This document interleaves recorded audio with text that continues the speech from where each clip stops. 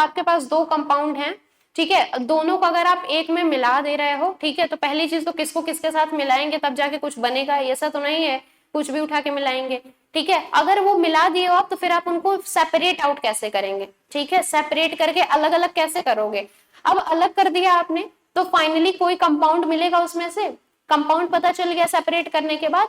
अब मान लीजिए कि आपने सेपरेट किया, उसमें कोई कंपाउंड है, तो नाम क्या है, कंपाउंड, यानी वो कई सारे एटम से मिलकर बना होगा। अब आपको कंपाउंड जैसे ही पता चल गया तो उस कंपाउंड का एक स्पेसिफिक टेस्ट होता है, जैसे आपको एक हम पढ़ाए थे, अगर किसी भी कंपाउंड में क्लोरीन प्रेजेंट है तो उसका स्पेसिफिक टेस्ट क्या होता है, क्रोमिल क्लोराइड टेस्ट, CrO2Cl2, ठीक है। तो अगर कहीं भी किसी भी सॉल्यूशन में क्लोरीन प्रेजेंट है तो उसको पता लगाने के लिए आप क्रोमिल क्लोराइड टेस्ट करो, ठीक है, वो तुरंत पता चल जाएगा कि इसमें क्लोरीन है कि नहीं है।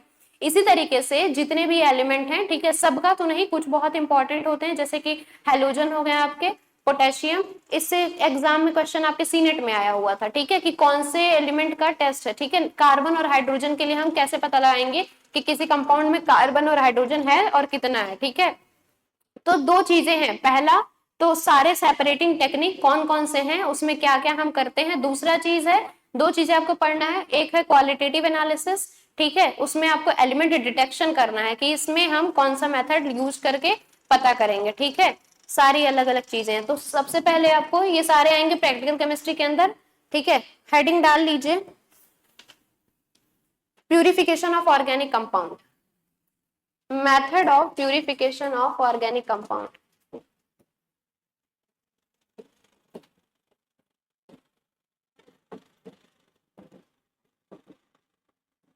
Method of purification of organic compound, आपके जितने भी ऑर्गेनिक कंपाउंड हैं उनको आप कौन कौन से मेथड से प्यूरिफाई कर सकते हो। प्यूरिफाई मतलब एक तरीके से धुलना ही है, उसको साफ सुथरा करना है, ठीक है।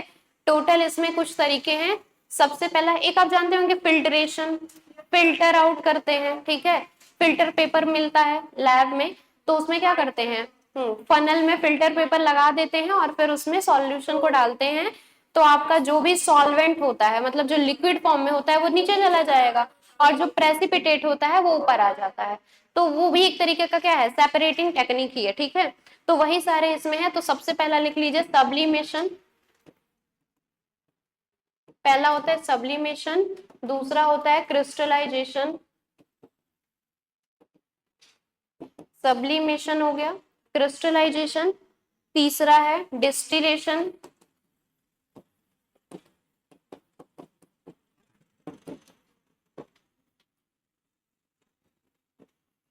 क्रोमेटोग्राफी,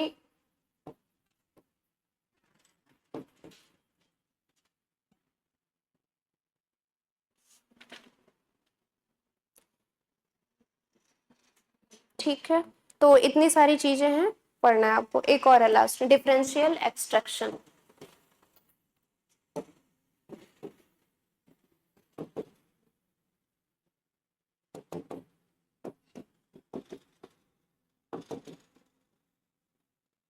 ठीक है, तो ये पांच चीजें हैं। अब ये पांच ही नहीं है, आपके डिस्टिलेशन भी दो तीन तरीके के होते हैं, ठीक है, बस छोटा छोटा है, ज्यादा बड़ा नहीं है, ठीक है। कुल मिला के अगर आसानी से देखो तो अभी आधे घंटे के अंदर हो जाएगा, ठीक है। सबसे पहले सब्लिमेशन क्या होता है, सब्लिमेशन प्रोसेस आपको पढ़ा दिए हैं हम। सब्लिमेशन कब मिलता है आपको, फेज ट्रांसफॉर्मेशन में सब्लिमेशन का फेज क्या होता है,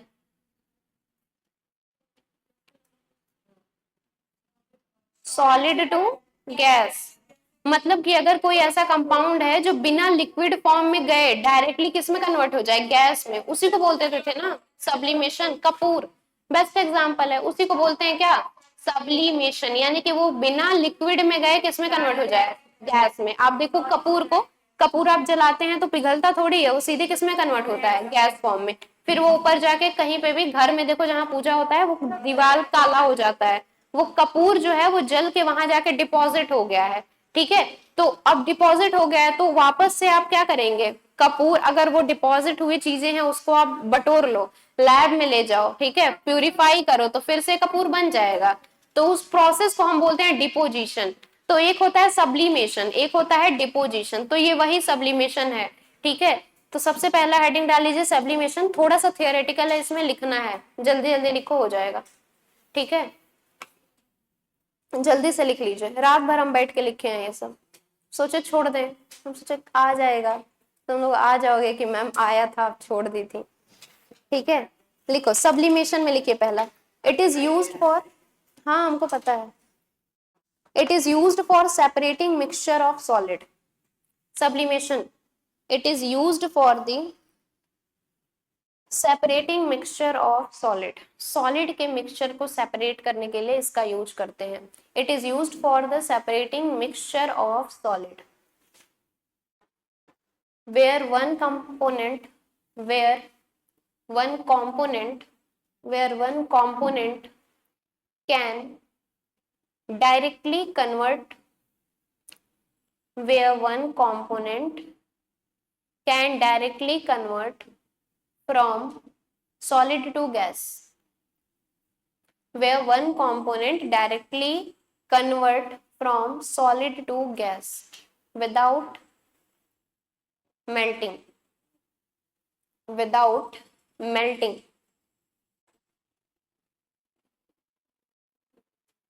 हो गया।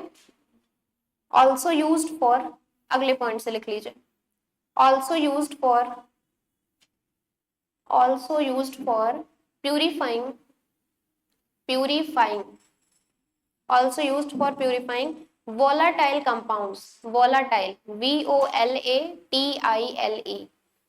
VOLATILE, volatile compounds, कॉमा लगा के लिख लो, printing, volatile compounds, printing and food preservation, volatile compound, printing and food preservation, ठीक है, हाँ फूड को प्रिजर्व करता है ये, ठीक है।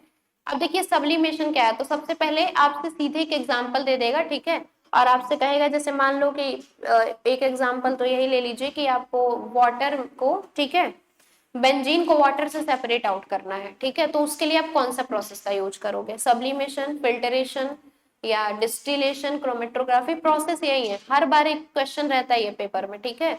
इस बार लगभग इससे या इसके पहले टेस्ट में भी एक क्वेश्चन था, हाँ इमिसिबल नहीं रहेगा, वो ऊपर रहेगा और दूसरा वाला नीचे रहेगा, ठीक है, हाँ वो लेयर पता चलता है, बेंजीन का लेयर दूसरा होता है, वाटर का लेयर दूसरा होता है, बेंजीन नॉन पोलर है, वाटर क्या है, पोलर है, तो वाटर पोलर है नीचे आ जाता है, बेंजीन ऊपर ही रह जाता है, ठीक है। लिखिए एग्जाम्पल इसमें लिखो, एक तो आपका कपूर आपको पता ही है, ठीक है, एक बेस्ट एग्जाम्पल लिख लीजिए ड्राई आइस, ड्राई आइस जानते हो ना, वो मुंह में भर के और सब धुआं निकालते हैं, क्या, हाँ अच्छा ड्राई आइस वो होता है सॉलिड ड्राई आइस, ठीक है, एक जगह और भी यूज होता है वो, जब शादी में दुल्हन आती है, वो धुआं, नाइट्रोजन गैस नहीं होता है वो, ड्राई आइस होता है, जब फॉग होता है, ठीक है। अब तुम लोग अपनी शादी में उस पर फालतू खर्चा मत करना, क्या होता है, जलता है, पता नहीं हम नहीं पकड़े हैं, ठीक है। तो जब ऐसे ब्राइडल जो भी होती हैं, जब बीच सेंट्री लेती हैं, किनारे किनारे क्या होता है, मटके में ऐसे बंद रखे रहते हैं सब तुरंत, ठीक है, हाँ आकाश में है, ठीक है, तो वो होता है ड्राई आइस, ठीक है। अब यहाँ पे वही एग्जांपल है कि ड्राई आइस जो है वो क्या होता है, पहले तो उसमें मटके में सॉलिड फॉर्म में भरे रहते हैं, जैसे ही एंट्री होने वाली है तो उसको जल्दी जल्दी गिरा दिया जाता है, ठीक है, तो वो क्या होता है, बिना मेल्ट हुए वो सॉलिड से किस में कन्वर्ट हो जाता है, गैस, ठीक है, हाँ उसमें कुछ डालते हैं तुरंत तो उसमें से धुआं निकलने लगता है, हम नहीं किए हैं, गर्म पानी डालते हैं, डाले हो क्या तुम लोग, पता नहीं, तब पता होगा, ठीक है। तो ड्राई आइस होता है, यानी कि ये देखो इसमें होता कुछ नहीं है, ये सॉलिड फॉर्म में जो CO2 होता है ये सीधे किसमें कन्वर्ट हो जाता है, बिना लिक्विड में गए ये डायरेक्टली गैस में कन्वर्ट हो जाता है, ये बेस्ट प्रोसेस है सेपरेटिंग करने का, किसको, सब्लिमेशन, ठीक है। हाँ एक तो ये लिख लो और दूसरा आप कैम्फर लिख लो, ड्राई आइस, और दूसरा है कैम्फर, कपूर। कपूर भी किससे, सीधे सॉलिड से किस में कन्वर्ट हो जाता है, गैस में। इस प्रोसेस को ऊपर वाले को बोलते हैं सब्लिमेशन, फिर गैस से सॉलिड में आता है तो बोलते हैं डिपोजिशन। एक बार ये प्रोसेस भी पढ़ के जाइएगा आप, कब क्या होता है, freezing, melting, deposition, evaporation, evaporation, condensation. ठीक है, जो इंपॉर्टेंट है सब देख के जाइएगा। दूसरा अगला लिखो।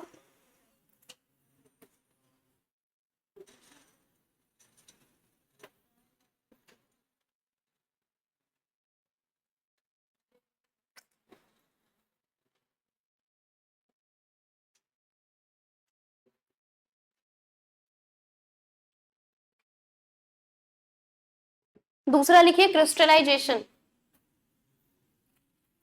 तो सब्लिमेशन में सीधे ध्यान रखिएगा कि इसमें लिक्विड फॉर्म में नहीं होता है, सॉलिड किस में कन्वर्ट होता है, सीधे गैस में। ठीक है, एग्जाम्पल याद रखना, कैम्फर और ड्राई आइस। हाँ ठीक है। दूसरा लिखो क्रिस्टलाइजेशन, ये भी एक प्यूरिफिकेशन टेक्निक है। ठीक है, अब इसमें देखिए नाम से क्लियर है, क्रिस्टलाइजेशन यानी कि कुछ क्रिस्टल जैसा बन जाएगा। अब जैसे मान लीजिए कि आपने बीकर लिया, ठीक है, चीनी पानी बनाओ, बॉट अब क्या करते हैं, ग्लास लेते हैं, उसमें चीनी डालेंगे, पानी डालेंगे। अगर आपने चीनी पानी नॉर्मल रखा तो उसमें क्या हो जाएगा, वो सॉलेबल रहेगा, यानी कि वो अनसैचुरेटेड। एक समय ऐसा आएगा कि अगर आपने चीनी की क्वांटिटी को बढ़ाया तो वो उसमें डिसॉल्व होना बंद कर देगा, तब वो जो होगा वो सैचुरेटेड हो जाएगा। ठीक है, तो अब क्या करेंगे, अगर आपको उसको सेपरेट आउट करना है तो छान लो। ठीक है, फिल्टर पेपर लगाओ, चाहे छन्नी रखो, छन जाएगा, पानी नीचे और जो क्रिस्टल फॉर्म में चीनी रहेगा वो ऊपर आ जाएगा। इसी टेक्निक को बोलते हैं क्रिस्टलाइजेशन। क्रिस्टल के फॉर्म में आपको कंपाउंड मिलता है इसमें। ठीक है, लिखिए इसमें, used when compound in, crystallisation में लिखो, used compound when compound in particular solvent, used when compound in particular solvent is slightly soluble, SLIGHTLY, used when compound in particular solvent is slightly soluble, हल्का, slightly मतलब कि sparingly या slightly हल्का। ठीक है, but at high temperature, but at high temperature it is completely soluble, but at high temperature it is completely soluble. Comma लगा के आगे लिखिएगा, on cooling, on cooling we can, on cooling, on cooling we can separate the, on cooling we can separate the solid crystal, we can separate the solid crystal from the solvent, on cooling we can separate the solid crystal from the solvent by filtration, we can separate solid crystal from the solvent by filtration। filter out करके आप क्या कर सकते हैं, solvent से solid particle को क्या करोगे, सेपरेट करोगे। ठीक है, ऊपर जो लाइन लिखवाया गया है वो यही है कि अगर आप कंपाउंड कोई भी लेते हैं तो रूम टेम्परेचर पे, ठीक है, वो क्या होता है, उसमें कम सॉलेबल होता है, स्लाइटली सॉलेबल होता है। ठीक है, when compound is particular, when compound in particular, used आगे है, ठीक है, used when compound in particular solvent is slightly soluble but at high temperature it is completely soluble, on cooling we can separate the solid crystal from the solvent by filtration। ठीक है, आपको normal ये चीज तो पता ही है कि अब देखो कोई भी चीज है नॉर्मल टेम्परेचर पे रहेगा तो वो कम सॉल्युबल होगा, अगर आप टेम्परेचर बढ़ाएंगे तो वो जल्दी और पूरा सॉल्युबल हो जाएगा। ठीक है, क्योंकि जैसे मान लो अगर आपने चीनी और पानी लिया है, ठीक है, आपने उसको रूम टेम्परेचर पे आप क्या कर रहे हो, मिला रहे हो, तो वो थोड़ा टाइम लगेगा, उसको इधर उधर मिलाना पड़ेगा। आप टेम्परेचर बढ़ाओ ना, ले जाके गैस पे रख दो, अपने आप पिघल जाएगा सब। ठीक है, तो जैसे आपने टेम्परेचर बढ़ाया तो वो और आसानी से क्या हो जाएगा, सॉल्युबल हो जाएगा। ठीक है, अब इसमें क्या करना है आपको कि जब वो पूरी तरीके से सॉल्युबल हो जाएगा तब तो कोई दिक्कत नहीं है, सॉल्युबल होने के बाद से आप क्या करो, उसको रखो। अब वो क्या होगा, ठंडा होगा, जब वो ठंडा होगा ना तो वो एक थोड़ा सा क्रिस्टल फॉर्म में आ जाएगा। तो ठंडा होने के बाद से सॉल्वेंट जो है वो अलग हो जाएगा और क्रिस्टल जो है वो अलग हो जाएंगे, ठीक है। क्योंकि चीनी जो है, आप देखो वाटर भी जो होता है, हम लोग जो पानी इवन पीते भी हैं वो प्योर पानी नहीं होता है क्या? वाटर एक होता है नॉर्मल वाटर, एक होता है हैवी वाटर। हैवी वाटर किसको बोलते हैं? D2O को, ड्यूटोरियम ऑक्साइड। तो हम लोग जो पानी पीते हैं वो सिर्फ पानी नहीं होता है, ठीक है। जो हम पानी पीते हैं उसमें ये वाटर तो रहता ही है, उसके साथ कुछ आयरन रहता है, कैल्शियम रहता है, सोडियम रहता है, पोटेशियम रहता है, इसमें कुछ हेल्दी चीजें भी रहती हैं, और इनके साथ साथ कुछ एंजाइम, कीड़े मकोड़े, माइक्रोब्स सब रहते हैं उसी में, ठीक है। सब पी लेते हैं हम लोग। तो ये वाटर जो है ये हेल्दी वाटर नहीं है। हेल्दी वाटर कौन सा है? जिसमें सिर्फ वाटर रहता है, H2O जिसमें सिर्फ रहता है उसको हम बोलते हैं D2O, वो हैवी वाटर होता है, ठीक है। और सबसे महंगा भी होता है, सबसे महंगा है, सबसे हैवी है, क्यों? क्योंकि प्योर फॉर्म में हम लोग जो पीते हैं वो प्योर वाटर नहीं है, ठीक है। तो अब वो वाटर जो है, पानी, चीनी तो उसमें पूरी तरीके से सॉल्युबल हो गया, जो उसमें अननेसेसरी जो भी पार्टिकल्स होंगे वो ऊपर आ जाएंगे, आप उसको बाई फिल्ट्रेशन क्या करेंगे? फिल्टर आउट कर सकते हो, ठीक है। तो इसमें क्या यूज करना है? क्रिस्टलाइजेशन में, क्योंकि क्रिस्टल बनेगा तो क्या करेंगे आप? फिल्ट्रेशन करेंगे। और अगर ऐसा कोई चीज है जो सॉलिड से डायरेक्टली कन्वर्ट हो रहा है किसमें? गैस में, तो वहां पे क्या करेंगे? सब्लिमेशन करेंगे, क्योंकि जब सबलाइन होगा वो तो ऊपर जाके डिपोजिट होगा, तो हम उसको क्या कर लेंगे? क्रिस्टल कर लेंगे, मतलब फिर से प्योरीफाई हो जाएगा वो, ठीक है। तीसरा लिखिए, डिस्टिलेशन। इसका एग्जाम्पल लिख लो, formation of salt from sea water. समुद्र से सॉल्ट को निकालना है, ठीक है। Formation of salt from sea water, समुद्र वाले पानी को लाते हैं, ठीक है, उठा के, और उसको क्या करते हैं? फिल्टर करते हैं, तो उसमें से सॉल्ट मिलता है हमको, ठीक है। Purification of salt from sea water, या फिर हाँ, स्लाइटली सॉल्युबल तब होगा अगर वो टेम्परेचर लो रखोगे। अब जैसे अगर आप चीनी पानी लिखवाए हैं, used when compound in particular solvent is slightly soluble, sorry at room temperature में लिख लीजिए, स्लाइटली सॉल्युबल के पहले लिख लो at room temperature. used when compound in particular solvent at room temperature is slightly soluble, but at high temperature it is completely soluble. On cooling we can separate out the crystal from the solvent by filtration, ठीक है। Room temperature पे slightly होगा, temperature बढ़ाओगे पूरी तरीके से soluble होगा, ठंडा करने के लिए रख दोगे, क्रिस्टल मिल जाएंगे, फिल्टर पेपर लगा के फिल्टर कर लेना, ठीक है। एक एग्जाम्पल तो ये हो गया सी वाटर का, ठीक है, समुद्र के पानी में से सॉल्ट को निकालना। एक और एग्जाम्पल आप लिख सकते हैं, ice cube from water. Formation of ice cube from water, पानी से आइस क्यूब का फॉर्मेशन, आइस क्यूब्स, ठीक है। प्यूरिफिकेशन वाला याद रखिएगा ना, वो सबसे बेस्ट है। समुद्र के पानी से नमक निकालना, ठीक है। क्या करेंगे? पानी को लाएंगे, उसको फिल्टर करेंगे, तो फिल्टर पेपर पे, अब वहां पे बड़ी बड़ी मशीनें रहती हैं, फिल्टर पेपर नहीं रहता, तो उस पे जो भी आपके नमक है वो सारे क्या हो जाएंगे? फिल्टर हो जाएंगे, ठीक है। तीसरा लिखिए डिस्टिलेशन, DISTILLATION, डिस्टिलेशन, ठीक है। लिखिए इसमें, अब ये जो है ये आपके थोड़े से केमिस्ट्री वाले पोर्शन डीप में चले जाएंगे, ये आपके बॉइलिंग पॉइंट पे बेस्ड है, ठीक है। बॉइलिंग पॉइंट के बेसिस पे आप इसमें सेपरेट आउट करेंगे। डिस्टिलेशन लिख लीजिए, it is used to separate mixture, distillation, it is used to separate mixture of liquid. पहला सवाल यहीं से बन सकता है, लिक्विड के मिक्सचर को सेपरेट करने के लिए किस प्रोसेस का यूज करते हैं? Distillation. It is used to separate the mixture of liquid based on the based on their different boiling point, based on their different boiling point, based on their different boiling point। आगे लिखे इसमें, there are mainly four types of distillation, there are mainly four types of distillation, there are mainly four types of distillation। सबसे पहला है simple distillation, सबसे पहला लिखो simple distillation, distillation जो है लिक्विड को सेपरेट आउट करने के लिए हम लोग करते हैं। जब आपके पास जो कंपाउंड, अब जैसे देखो चीनी और पानी, तो चीनी क्या था, चीनी आपका सॉलिड था, पानी क्या था, लिक्विड था। तो एक सॉल्यूट हो गया, एक सॉल्वेंट हो गया, तो वो हो जाएगा फिल्टर पेपर से, ठीक है। एक सॉलिड था, गैस में कन्वर्ट हो गया, तो सब्लिमेशन लगा दो। अगर दोनों आपके पास लिक्विड है तब कैसे सेपरेट करोगे, ठीक है। मान लो दोनों अल्कोहल ही दे दिया, तब तो ल्यूकास तक जाना पड़ेगा, यहाँ वो नहीं आएगा फिलहाल। तो अगर दोनों लिक्विड हैं तो आपको डिस्टिलेशन प्रोसेस का यूज करना है। डिस्टिलेशन में मेनली 4 तरीके का होता है, ठीक है। सिंपल होता है, फ्रैक्शनल होता है, ठीक है, स्टीम होता है, और एक और है, ठीक है। तो सबसे पहला लिख लीजिए सिंपल डिस्टिलेशन।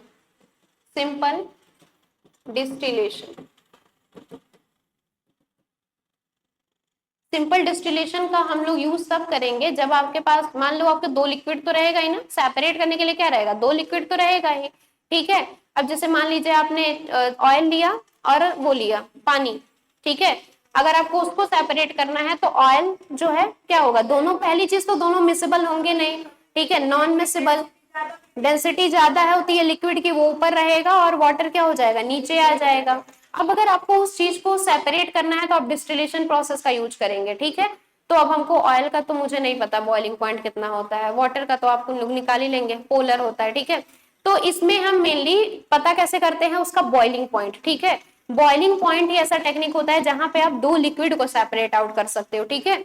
तो इसमें जो सबसे पहला डिस्टिलेशन है वो है सिंपल डिस्टिलेशन। सिंपल डिस्टिलेशन का हम यूज तब करेंगे जब आपके पास दो लिक्विड है और दोनों के बीच में जो बॉइलिंग पॉइंट का डिफरेंस है वो बहुत ज्यादा हो, ठीक है। अगर दोनों लिक्विड के बॉइलिंग पॉइंट का डिफरेंस बहुत ज्यादा है तो हम क्या लगाएंगे, सिंपल डिस्टिलेशन। लिख लीजिए इसमें थोड़ा सा, सीधे लिखो, कहानी लिखने की जरूरत नहीं है, सिंपल डिस्टिलेशन में लिख लीजिए mixture having, mixture having large difference in boiling point, mixture having large difference in boiling point। अगर boiling point के बीच में डिफरेंस जो है वो बहुत ज्यादा है तो उस केस में हम सिंपल डिस्टिलेशन का यूज करेंगे, ठीक है। एग्जांपल में लिखिए mixture of chloroform and aniline. ये सारे सवाल आए हुए हैं पेपर में, chloroform, aniline, ether, toluene, water और बेंजीन, ठीक है। तो पहला है mixture of chloroform and aniline. Chloroform है CHCl3, एनिलीन क्या होता है C6H5NH2, ठीक है।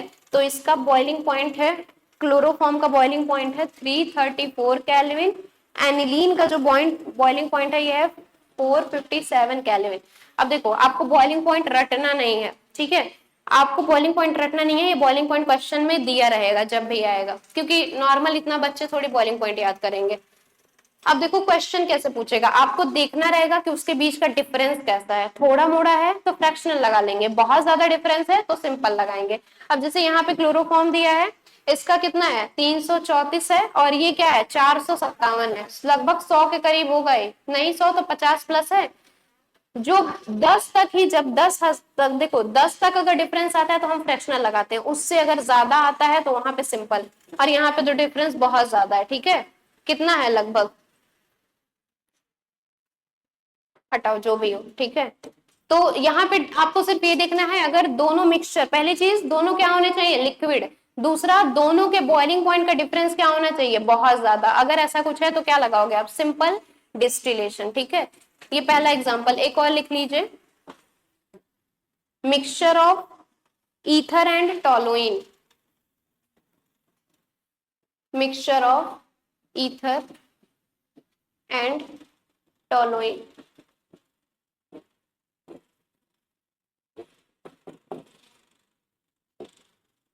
ईथर का बॉइलिंग पॉइंट होता है 308, 308 केल्विन। टोलुइन का होता है 384 केल्विन, ठीक है। आप सिर्फ ये देखो बॉइलिंग पॉइंट कितना है वो मत देखो, आप सिर्फ देखो दोनों के बीच में डिफरेंस बहुत ज्यादा है, यानी कि ये क्या है, सिंपल डिस्टिलेशन, ठीक है।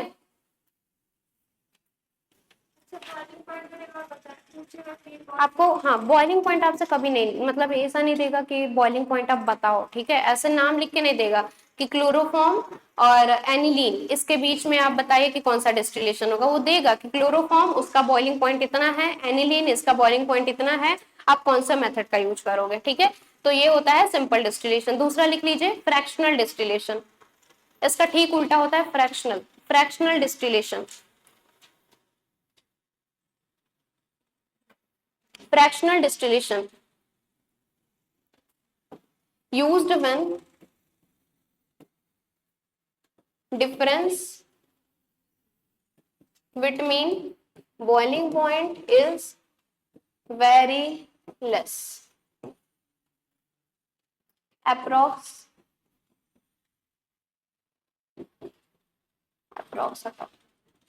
ठीक है। बस अगर आपको ये देखना है कि उनके बीच का डिफरेंस कम है तो हम क्या लगा देंगे, फ्रैक्शनल लगा देंगे। Example, mixture of acetone and alcohol,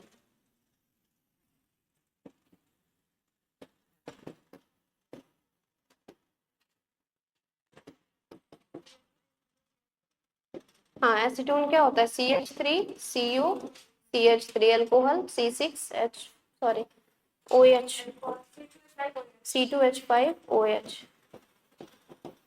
ethanol. अब देखिए इसका जो बॉइलिंग पॉइंट होता है ये होता है 329 केल्विन, ठीक है, और अल्कोहल होता है 338 केल्विन। आप देखो इनके बीच में डिफरेंस बहुत ज्यादा नहीं है। अगर 10 तक के रेंज में या फिर 10 से 20 गया तो ऐसा अगर कहीं आपको डिफरेंस मिल रहा है तो आसानी से कह दीजिएगा ये क्या है, फ्रैक्शनल है, ठीक है। तीसरा लिख लीजिए,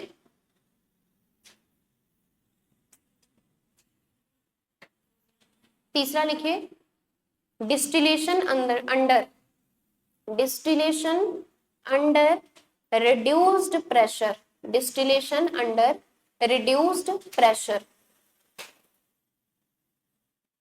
distillation under reduced pressure, bracket में लिख लो, इसको बोलते हैं vacuum distillation, vacuum distillation, distillation under reduced pressure, in bracket में लिख लीजिए वैक्यूम डिस्टिलेशन। वैक्यूम की बात हो रही है, प्रेशर बहुत ज्यादा होता है, ठीक है, वैक्यूम खाली जगह, वही बात फिजिक्स वाला। अब क्या होगा कि वैक्यूम में प्रेशर ज्यादा होगा, तो अगर आप उसमें मान लो कि आपको कोई चीज सेपरेट आउट करना है, ठीक है, जैसे मान लीजिए चीनी को अभी आप पानी में किया आपने, तो आप क्या कर रहे थे, रूम टेम्परेचर पे वो कम सॉल्युबल था तो आप टेम्परेचर बढ़ा रहे थे, तो टेम्परेचर बढ़ाने पे वो क्या हो रहा था, और ज्यादा सॉल्युबल हो जा रहा था। तो इसी तरीके से क्या होता है, जब आप वैक्यूम में किसी चीज की बात करेंगे सेपरेट आउट करने के लिए, तो वहां पे प्रेशर ज्यादा होता है। तो कभी कभी ऐसा होता क्या है कि बॉइलिंग पॉइंट के पहुंचने से पहले ही वो क्या हो जाता है, सेपरेट हो जाता है, ठीक है। तो उसके लिए हम लोग यूज करते हैं कौन सा, ये वाला वैक्यूम डिस्टिलेशन, ठीक है। लिखिए इसमें, when liquid boil, when liquid boil at high temperature,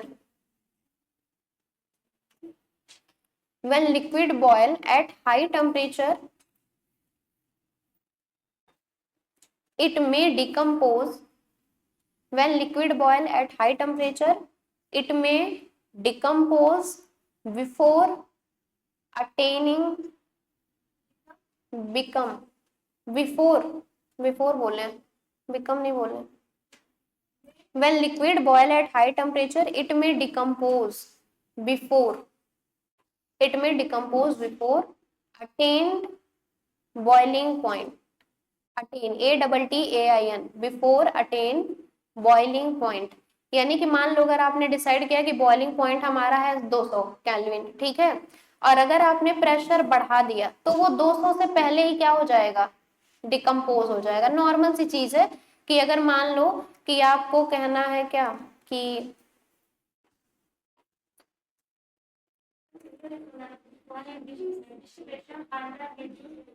distillation under vacuum में प्रेशर ज्यादा होता है, ठीक है। देखो दरअसल यहाँ पे जो टॉपिक है वो रिड्यूस्ड प्रेशर करके ही बोला गया, लेकिन बाद में बोला गया कि ये जो रिड्यूस्ड प्रेशर की हम बात करेंगे वो वैक्यूम में बोलेंगे, और वैक्यूम में जो प्रेशर होता है वो बहुत ज्यादा क्या होता है, हाई होता है। तो मान लीजिए आपने डिसाइड किया है कि ये मान लो इस पेन को हमको तोड़ना है, ठीक है, अब हम इसको हाथ से तोड़ रहे हैं, तो ये मान लो कि ये 100, मान लीजिए हम 100 जूल की एनर्जी लगाएंगे तो ये टूट जाएगा, ऐसा हम मान के चल रहे हैं, ठीक है। इसी को तोड़ना है 100 जूल की एनर्जी पे ये टूटेगा, तो हम कब, ऐसा अगर हाथ से हम इसको तोड़ रहे हैं तब, अब अगर हम कोई चीज उठा के लाएं, भारी चीज है, उसको मार दें तो ये तुरंत ही टूट जाएगा। तो एनर्जी मेरी कितनी थी, 100 जूल। अब अगर हम किसी भारी चीज से हाई टेम्परेचर पे इसको तोड़ रहे हैं तो वो 100 जूल तक जाने की बात ही नहीं होगी, वो उससे पहले ही क्या हो जाएगा, टूट जाएगा। क्यों? क्योंकि आपने टेम्परेचर बढ़ाया है। तो वही चीज लिखा है कि क्योंकि वैक्यूम में प्रेशर ज्यादा होता है तो लिक्विड जो है वो बॉइलिंग पॉइंट के पहुंचने से पहले ही क्या हो जाता है, सेपरेट हो जाता है। ठीक है, उसी को बोलते हैं वैक्यूम डिस्टिलेशन या फिर डिस्टिलेशन अंडर रिड्यूस्ड प्रेशर। ठीक है, एग्जाम्पल इसमें लिख लीजिए। अच्छा, फ्रैक्शनल वाले में एक और एग्जांपल लिखो, ये पेपर में आया हुआ है। फ्रैक्शनल जो आपने लिखा है, fractional distillation. Crude oil, CRUDE, crude oil in petroleum industry, crude oil in petroleum industry, CRUDE, crude oil in petroleum industry. आप देखो कि क्या होता है, अगर आप पेट्रोलियम इंडस्ट्री में जाइए तो जैसे मान लीजिए किसी भी चीज की बात करो, तो अगर क्रूड ऑयल जो है वो भी एक तरीके से पेट्रोलियम का ही क्या है, कंपोनेंट है। तो अगर मान लीजिए आप सेम एक जैसे ही कंपोनेंट ले रहे हैं तो उसमें बहुत ज्यादा डिफरेंस तो आएगा ही नहीं। ठीक है, जैसे मान लीजिए कि अगर हमको कंपेयर करना है, ठीक है, मान लो दो इंसान का कंपेयर करना है, एक हम ऐसे इंसान को लें जो दोनों एक ही घर के हैं। ठीक है, तो दोनों एक ही घर के हैं, जैसे वो दोनों लोग नहीं आए हैं, ट्विंस दोनों, तो उन दोनों में कंपेयर करना है तो वो दोनों एक जैसे ही दिखते हैं। क्यों? क्योंकि दोनों एक ही खानदान के हैं। ठीक है, दोनों एक ही घर के हैं। तो अगर सेम चीजों को आप ले रहे हो, अब जैसे यहाँ पेट्रोलियम की बात हो रही है, तो पेट्रोलियम इंडस्ट्री में चाहे आप LPG ले लो, CNG ले लो, ठीक है, LNG ले लीजिए, चाहे आप ये सारी चीजें ले लीजिए, केरोसिन, ये सब क्या है, लगभग एक जैसे ही है। ठीक है, तो इन सब के बीच में बॉइलिंग पॉइंट का डिफरेंस बहुत ज्यादा नहीं होगा। क्यों? थोड़ा बहुत होगा, क्योंकि बने तो उसी से है ना, उनका ओरिजिनल कंपोनेंट तो वही है, तो उनके बीच में बहुत ज्यादा डिफरेंस नहीं आएगा। ठीक है, तो इसलिए क्या होता है कि इनके बीच में बॉइलिंग पॉइंट का डिफरेंस बहुत ज्यादा नहीं होता है, तो आप आसानी से इसमें क्या कर सकते हो, सेपरेट कर सकते हो।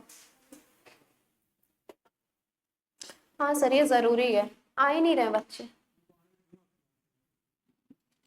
ठीक है, तो ये एग्जाम्पल आप याद रखिएगा, फ्रैक्शनल डिस्टिलेशन का है। और आपने फ्रैक्शनल डिस्टिलेशन में यही देखा है कि बॉइलिंग पॉइंट का डिफरेंस क्या होना चाहिए, बहुत कम होना चाहिए। तो अगर ये पेट्रोलियम इंडस्ट्री के कंपाउंड को आप देखो तो वो सारे क्या होते हैं, उनका ओरिजिनल कंपोनेंट क्या होगा, वही पेट्रोलियम, तो डिफरेंस बहुत कम आएगा, इसलिए क्या होंगे, फ्रैक्शनल डिस्टिलेशन से इनको सेपरेट आउट किया जा सकता है। ठीक है, अगला लिखिए, एग्जाम्पल बचा हुआ है ना, लिखो। कौन सा? मैच नहीं खा रहा है? ठीक है, उसमें यही बोला गया है कि देखो, डिस्टिलेशन अंडर रिड्यूस्ड प्रेशर। ठीक है, उसके बाद बात की गई है कि हम डिस्टिलेशन अंडर रिड्यूस्ड प्रेशर में एग्जांपल लेंगे वैक्यूम का। ठीक है, वैक्यूम में प्रेशर बहुत ज्यादा होता है। तो नॉर्मल मान लीजिए किसी चीज की आप बॉइलिंग पॉइंट इतना रख रहे हो कि अगर आप इतना टेम्परेचर दोगे तो वो क्या होगा, बॉयल होगा। लेकिन अगर आप उसको अंदर से कहीं, मान लीजिए कि वो टेम्परेचर है, कहीं आप रख दो कि आप वहां तक वो पहुंचेगा तभी वो बॉयल होगा, बीच में उसको हाई टेम्परेचर मिल गया तो फिर वो वही डिकम्पोज हो जाएगा, वहां तक वो जाएगा ही नहीं, वही लिखा गया है। वहां से पहुंचने से पहले ही वो क्या हो जाए, डिकम्पोज हो जाए। ठीक है, पेपर देने से पहले ही आधे बच्चे गायब हो जाएं, यही सीन है। ठीक है, तो अभी सिलेबस खत्म ही नहीं हुआ है, आधे पहले ही गायब हो गए हैं, तो इसका मतलब क्या है, उनको बाहर से कहीं हाई एनर्जी, हाई टेम्परेचर मिल रहा है, और वो एनर्जी क्या है, तुम लोग ही जानोगे। ठीक है, अरे हम सही बता रहे हैं, वो एनर्जी क्या है वो तो आपको ही पता होगा ना, ऐसा क्या मिल रहा है बाहर की बाहर एकदम भटकते जा रहे हैं। ठीक है, चलो अगला लिखिए, इसका एग्जांपल लिख लीजिए, concentration of sugar juice. YouTube, अच्छा यूट्यूब का कीड़ा, एक दिन में टॉप कैसे करें, एक दिन में एग्जाम कैसे क्लियर हो, एक दिन में वन शॉट केमिस्ट्री, पूरा केमिस्ट्री एक ही दिन में खत्म कर दे, यही सब ढूंढेंगे। होता यही है, जब बच्चे पूरे साल नहीं पढ़ते हैं ना तो लास्ट में जाके यही सब करते हैं, और वो क्या है, वही है वो डिस्टिलेशन अंडर रिड्यूस्ड प्रेशर। जब पूरे साल पढ़े नहीं है तो लास्ट में शॉर्ट ट्रिक ढूंढेंगे, तो वो शॉर्ट ट्रिक ही एक तरीके से। वैक्यूम में खाली जगह में हाथ मारोगे तो दीवार पे हाथ मारोगे तो होता है ना कि अपने आप को ही चोट लगेगी, वही चीज है। Concentration of sugar juice, concentration of sugar juice, इसकी बात हो रही है, कंसंट्रेशन ऑफ शुगर जूस। हाँ एग्जाम्पल यस, उसका वैक्यूम डिस्टिलेशन का। Sugar juice, concentration of sugar juice. हाँ वही गन्ने का जूस जो भी है, ठीक है लिख लीजिए। एक लास्ट है इसमें स्टीम डिस्टिलेशन, चार होते हैं, ठीक है, सिंपल होता है, फ्रैक्शनल होता है, अंडर रिड्यूस्ड प्रेशर, लास्ट लिख लो steam distillation. Steam distillation, STEAM, भाप, वही जो आप लोग नॉर्मल देखते हैं मोमो में। अरे अच्छा कोई कंपाउंड नहीं बताना, मोमोज, हाँ वही है, सारी चीजें वही है, भाप देते हैं तो वो स्टीम हो जाता है, ठीक है, वही स्टीम डिस्टिलेशन है। अब यहाँ पे देखिए हम बात कर रहे हैं कंपाउंड की, ठीक है, और ये स्टीम डिस्टिलेशन वही है जो मेनली ऑर्गेनिक कंपाउंड में पाया जाता है, ठीक है। जैसे आप देखो स्टीम डिस्टिलेशन के लिए आपके पास क्या होना चाहिए, डिस्टिलेशन के लिए क्या होना चाहिए, दो लिक्विड, बॉइलिंग पॉइंट का डिफरेंस बताएगा कि वो किस कैटेगरी में फॉल कर रहा है। स्टीम डिस्टिलेशन के लिए भी क्या होना चाहिए, दो लिक्विड, कंडीशन ये है कि एक लिक्विड वाटर सॉल्युबल होना चाहिए, दूसरा लिक्विड वाटर इनसॉल्युबल होना चाहिए। यानी कि जैसे एक आप ले लो बेंजीन और दूसरा आप क्या ले लीजिए, वाटर, तो वाटर आप देखो तो क्या होता है H2O होता है, बेंजीन क्या होता है C6H6 होता है। इसीलिए बोला जाता है कि वाटर क्या है, पोलर कंपाउंड है, यानी कि ये क्या है, पोलर इन नेचर, और बेंजीन क्या है, नॉन पोलर। क्यों, क्योंकि वाटर के बीच में क्या होगा, हाइड्रोजन है और ऑक्सीजन है, इनके बीच में इलेक्ट्रोनेगेटिविटी डिफरेंस, जैसे ही किसी के बीच में डिफरेंस आया, चार्ज डिफरेंस आया, तुरंत उस पर क्या आ जाएगा, चार्ज आ जाएगा, तो ऑक्सीजन पे आ जाता है नेगेटिव, हाइड्रोजन पे आ जाता है पॉजिटिव। इनके बीच में बहुत ज्यादा डिफरेंस नहीं होता, क्योंकि आप देखो कार्बन का होता है आई थिंक 2.5 और हाइड्रोजन होता है 2.1, 1 होता है, ठीक है 1 ही होता है, हाइड्रोजन का तो कंफर्म है। तो इनके बीच में बहुत ज्यादा डिफरेंस नहीं है, ठीक है, इसलिए ये क्या है, कोई भी ऐसा नहीं है, हम ये नहीं डिसाइड कर सकते कि चार्ज इस पे नेगेटिव दे दें, इस पे पॉजिटिव दे दें, कुछ कंफर्म नहीं हो सकता है, इसीलिए इसको क्या बोला जाता है, नॉन पोलर। अब अगर ये नॉन पोलर है तो ये पक्का पानी में सॉल्युबल होगा नहीं, क्योंकि सॉल्युबल क्या होगा, पोलर पोलर में, नॉन पोलर में, ठीक है, इस तरीके से होता है। अब अगर एक पोलर है दूसरा नॉन पोलर है तो वो कभी भी उसमें सॉल्युबल नहीं होगा, तो होगा क्या, ऊपर आ जाएगा या तो नीचे आ जाएगा, अगर डेंसिटी ज्यादा तो नीचे, डेंसिटी कम तो ऊपर, ठीक है। तो जब भी आप बेंजीन का, आपको एक चीज दिखा रहा है, ये एक्सपेरिमेंट हम लोग किए हैं, बहुत अच्छा होता है। पहली चीज तो बेंजीन रहता है, पूरे टाइम एकदम नशे में एक्सपेरिमेंट करते हैं, क्योंकि उसका स्मेल बहुत अच्छा लगता है। हम्म, अरे खत्म हो गया था लास्ट डे, ठीक है, बहुत महंगा आता है ना, छिपा छिपा के रखते हैं सब। नाम क्या होता है इसका, H2S की बात मत करो यार।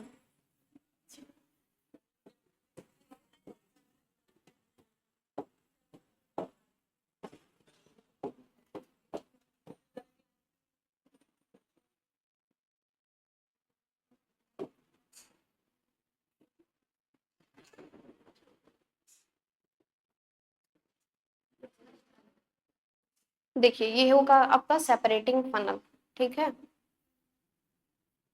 ये वही सारी कहानी लिखाई गई है यहाँ पे, देखिए सेपरेटिंग फनल का यूज हम करते हैं। सेपरेटिंग फनल होता है पता है कैसा, जैसे सपेरे का बीन देखे हो ना, ऊपर पतला बीच में चौड़ा नीचे पतला, इस तरीके से सेपरेटिंग फनल होता है। ऊपर एक हम उसके प्रेशर को, ठीक है, रोकने के लिए ऊपर ऐसे ढक्कन टाइप का लगाते हैं बंद करने के लिए, ठीक है।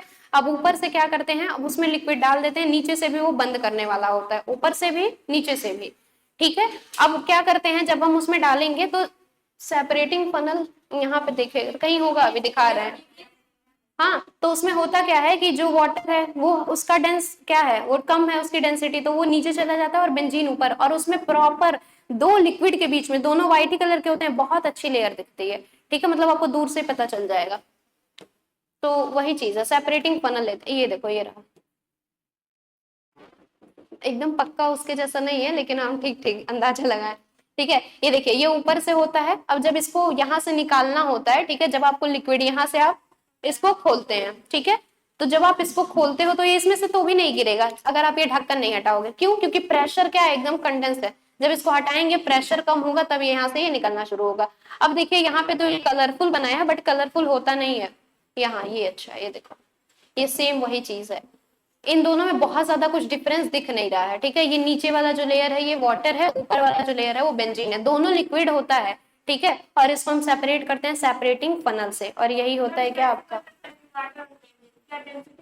हम्म, हाँ, वाटर की डेंसिटी कम होती है, वो नीचे चला जाता है, बेंजीन जो है वो ऊपर ही रह जाता है। ठीक है, ज्यादा होती है वो नीचे बैठता है। हाँ और आप उल्टा बोल रहे हैं। ठीक है, बस आप ये समझो जिसकी डेंसिटी कम होगी वो ऊपर ही रह जाएगा, जिसकी डेंसिटी ज्यादा होगी वो नीचे चला जाएगा। सेपरेटिंग पन्नल का यूज करते हैं, ये देखिए इसमें पूरा लिखा हुआ है। गिलास में मत देखो, ये देखो ये पूरा इसमें लिखा हुआ है। ठीक है, अरे भैया आ जाए इधर। बेंजीन लाइटर लिक्विड है, वाटर हैवी हैवियर लिक्विड। ये तो वो है बीच में कुछ, इसमें देखो ऑयल और लिक्विड वाला भी दिया हुआ है। ठीक है, नीचे लिक्विड है ऊपर ऑयल है, इसको भी हम सेपरेट कर सकते हैं। ठीक है मैम, आ जाइए।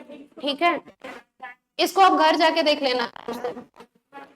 तो ये सारे प्रोसेस हैं आपके। ठीक है, स्टीम डिस्टिलेशन में लिख लीजिए, when the compound is water soluble, when the compound is water insoluble with water, when the compound is water insoluble with water,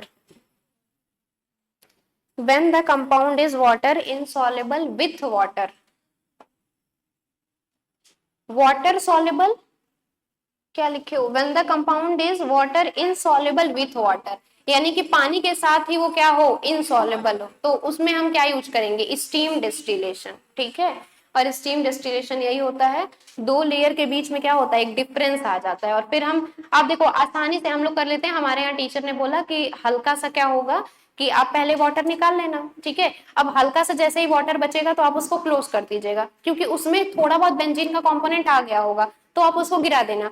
फिर जब आप नीचे वाला, जैसे ही आप बेंजीन लेना स्टार्ट करना, तो फिर आप बेंजीन थोड़ा सा गिरा देना। ठीक है, थोड़ा बहुत गिरा दीजिएगा तो कोई दिक्कत नहीं होगा, वो बिल्कुल प्योर फॉर्म में आएगा, क्योंकि अब बेंजीन ऊपर है वाटर नीचे है। तो इस तरीके से सेपरेट आउट कर सकते हैं। ठीक है, एग्जाम्पल लिख लीजिए। वाटर में ही जो पहली चीज, वाटर तो रहेगा ही सॉल्वेंट, तो दूसरा जो आप कंपाउंड ले रहे हो वाटर इनसॉल्युबल होना चाहिए। ठीक है, यानी कि नॉन पोलर। तो एक लिख लो बेंजीन और वाटर, दूसरा ब्रोमोबेंजीन और नाइट्रोबेंजीन, ये दोनों भी है एग्जांपल, बेंजीन एंड वाटर।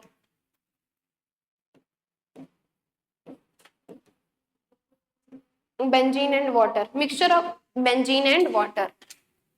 फिर है नाइट्रोबेंजीन, और उसके बाद लिख लीजिए ब्रोमोबेंजीन। बेंजीन जो है वो क्या है, नॉन पोलर है, वाटर जो है वो क्या है, पोलर है। यहाँ पे ये जो ब्रोमोबेंजीन है ये नॉन पोलर है, नाइट्रोबेंजीन नॉन पोलर है, और इसके साथ जो वाटर रहेगा वो क्या रहेगा, पोलर रहेगा। वाटर का नेचर पोलर होता है, याद रखिएगा। हाँ, mixture of nitrobenzene in water, mixture of bromobenzene in water, benzene in water.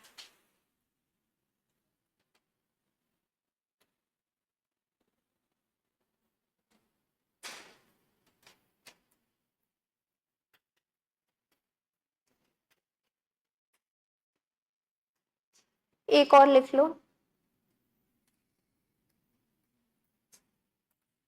Chromatography लिखिए। एक और है डिफरेंशियल एक्सट्रैक्शन। ठीक है, इतना इंपॉर्टेंट नहीं है, लिख लो इसको भी, लिखो डिफरेंशियल एक्सट्रैक्शन।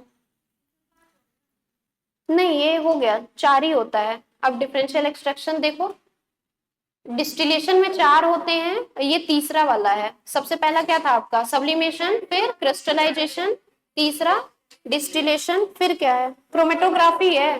लिखिए, वही लिखिए, क्रोमेटोग्राफी।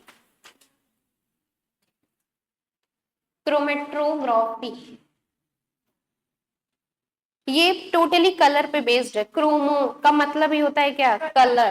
ठीक है, तो इसमें कलर आता है, कलर आता है। ठीक है, चलो क्रोमेटोग्राफी में देखिए, आपको सबसे पहले पहचानोगे कैसे कि ये क्रोमेटोग्राफी है, आपको दो अलग अलग फेज दिया होगा। ठीक है, जैसे कि अगर एक, जैसे अभी आपने पढ़ा डिस्टिलेशन, दोनों कैसे हैं, लिक्विड फेज में है।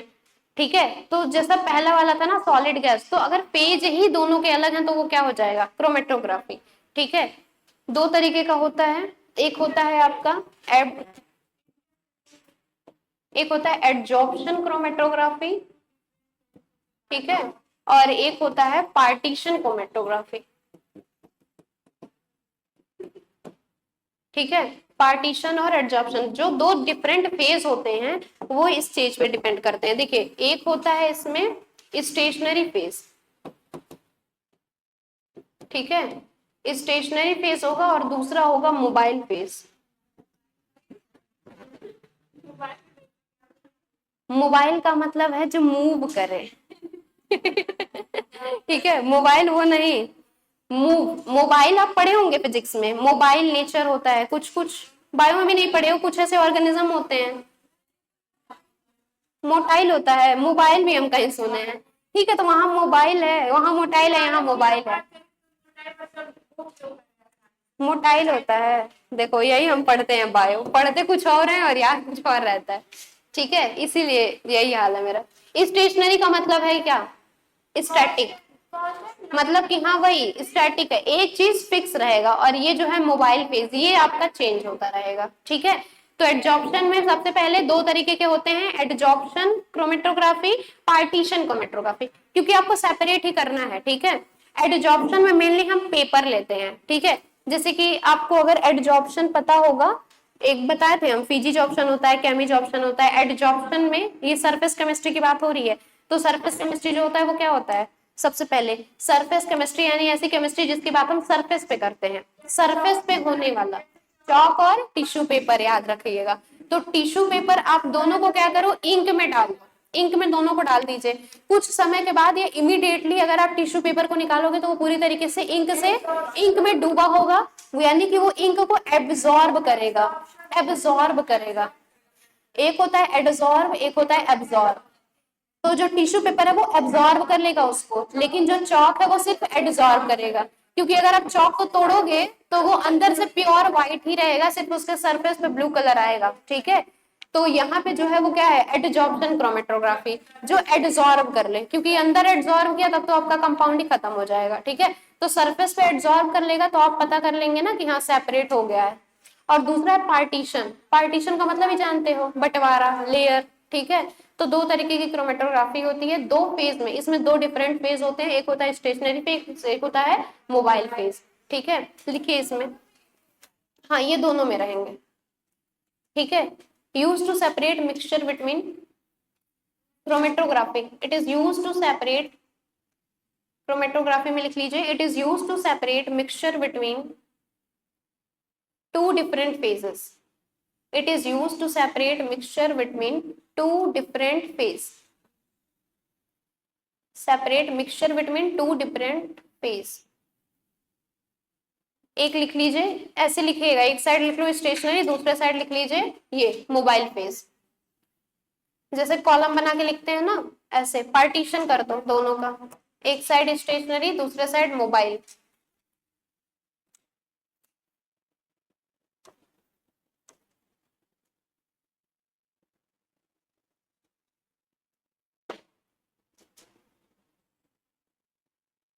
आपको एक दिन जिस दिन सॉलिड लिक्विड गैस बता रहे थे, आपको बताया गया था कि गैस को अगर आप कंटेनर जब तक बंद नहीं करेंगे, ठीक है, तो आप गैस को पकड़ के नहीं रख सकते हो। जब तक अगर आप मान लीजिए कि आपने कहीं पे, जैसे क्या होता है, मूवी देखे हो कि वो जादू वाला या फिर नाग वाग वाला, जादू वाले जो सब होते हैं वो चुड़ैल को ऐसे बुलाते हैं, वो धुएं के फॉर्म में आती है और डिब्बे में, फिर डिब्बा ऊपर से बंद कर देते हैं हाँ वही, ठीक है, उड़ते हुए आती है ना गैस के फॉर्म में, देखो फिर वो रख लेंगे, फिर तुरंत वो बंद कर देंगे, कहते हैं इसमें बंद हो जा, हमने कैद कर लिया है इसको, शीशे में बंद कर लेते हैं, जिन, ठीक है। तो हाँ जिन को उसमें रखा जाता था ना, याद आ रहा है कुछ। तो अब देखो उसमें क्या होता है कि अगर गैस को आप अगर कंटेनर बंद करके रखते हो तब तो आप गैस को पकड़ के रख सकते हो, अगर कंटेनर खुला है तो गैस को आप पकड़ नहीं सकते, ठीक है। और एटमॉस्फेयर में वो पूरे फैल जाएगा, कोई एक जगह रहेगा भी नहीं। लेकिन लिक्विड देखो, आप उसको ग्लास में रखो वो रहेगा, सॉलिड है तो रहेगा, ठीक है। लेकिन गैस जो है उसको आप पकड़ के नहीं रख सकते। तो स्टेशनरी फेज है, दूसरा मोबाइल फेज है। स्टेशनरी फेज हमेशा, स्टेशनरी फेज का मतलब जो कांस्टेंट रहे, गैस कभी कांस्टेंट नहीं रहेगा, फिक्स नहीं रहेगा, आपने रखा गायब हो जाएगा। तो स्टेशनरी फेज या तो आपका सॉलिड होगा या तो लिक्विड, हमेशा, ठीक है। लिख लीजिए, स्टेशनरी बारे में लिख लीजिएगा। क्या? मोबाइल वाले गैस होते हैं, ठीक है, क्योंकि उनका मूवमेंट भी चाहिए होता है और गैस दौड़ता ही रहता है, थकता भी नहीं है।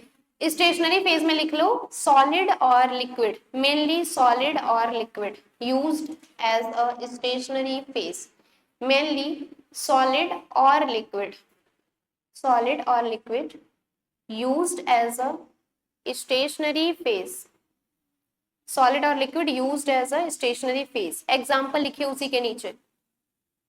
बहुत बड़ा कॉलम बना दिए हो तुम लोग, 2 ही लाइन लिखवाना ही था। चलो कोई नहीं, लाइन ही तो है। हाँ, नीचे एग्जाम्पल लिख लीजिएगा। अब सॉलिड लिक्विड में हम लेंगे क्या, या तो आप सिलिका जेल लोगे लिक्विड, या तो आप एल्यूमिनिया लेंगे, ठीक है, एल्यूमिनियम नहीं, एल्यूमिनिया होता है, ठीक है।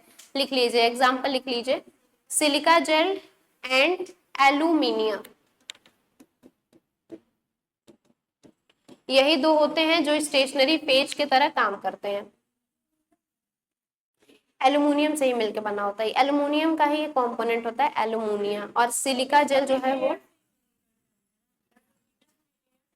एल्यूमिनियम क्या है, मेटल है। देखो एल्यूमिनियम क्या है, डी ब्लॉक एलिमेंट होता है ना एल्यूमिनियम, तो एल्यूमिनियम पी ब्लॉक एलिमेंट होता है, नॉन मेटल। हाँ, तो एक तरीके से ये क्या है, गैस फॉर्म में नहीं रहता है, एक आप सिलिका जेल और एक आप एल्यूमिनिया, यही दो देते हैं एज अ स्टेशनरी फेज, ठीक है। दूसरा लिख लो, मोबाइल फेज में लिखिए क्या क्या मोबाइल फेज में हो सकता है। पहला चीज प्योर सॉल्वेंट, प्योर सॉल्वेंट, और नीचे लाइन में लिखिएगा प्योर सॉल्वेंट और मिक्सचर ऑफ सॉल्वेंट, या तो प्योर सॉल्वेंट रहे, या तो मिक्सचर ऑफ सॉल्वेंट रहे, या तो गैस रहे। प्योर सॉल्वेंट, दूसरा मिक्सचर ऑफ सॉल्वेंट, तीसरा गैस, ठीक है। तो आपसे सीधे पूछेगा कि अगर फेज ही बदल दिया जाए तो आप किस प्रोसेस का यूज करेंगे सेपरेट आउट करने के लिए, ठीक है। तो नाम उसका होता है क्रोमेटोग्राफी। इसका सेपरेशन दो तरीके से होता है, एक होता है एड्सॉर्प्शन, एड्सॉर्ब कर ले, एक होता है पार्टीशन, ठीक है। टाइप्स में लिख लीजिएगा जरा, दो तरीके का होता है ना, वही लिखो ऊपर, एड्सॉर्प्शन और पार्टीशन। इसका एग्जाम्पल लिखवा रहे हैं, स्टेशनरी फेज लिख लीजिए, stationary phase are fixed, stationary phase और फिक्स्ड। अगर आप सॉलिड ले रहे हैं तो सॉलिड रहेगा, लिक्विड ले रहे हैं तो लिक्विड रहेगा।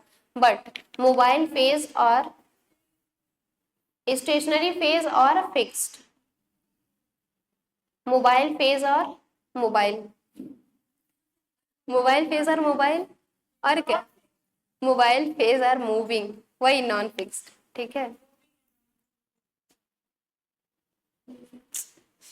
अब एक सवाल है, एक पेपर है, और उसने वही सेम चीज है, अब तो बता ही लोगे तुम लोग। एग्जाम्पल इसका यही है, बेस्ट एग्जाम्पल इसमें पेपर में भी पूछा हुआ है ये, कि पेपर है, पानी एड्सॉर्ब कर लिया है, उसको कैसे सेपरेट करेंगे, एडजॉर्प्शन क्रोमेटोग्राफी। क्या? पहले वो लिखो, टाइप्स लिखो, दो तरीके का होता है, उसी में लिखवा रहे हैं एग्जाम्पल। एक है क्या, टाइप्स ऑफ क्रोमेटोग्राफी, दो तरीके का है, एक है एडजॉर्प्शन, दूसरा है पार्टीशन। एडजॉर्प्शन पार्टीशन, दो लाइन ही है, ज्यादा नहीं है। एडजॉर्प्शन पार्टीशन, एडजॉर्प्शन के नीचे लिख लीजिए, एडजॉर्प्शन जो सेपरेट आउट करता है वो कॉलम के थ्रू करता है, इसीलिए इसको बोला जाता है कॉलम क्रोमेटोग्राफी। एडजॉर्प्शन को ही बोलते हैं कॉलम क्रोमेटोग्राफी।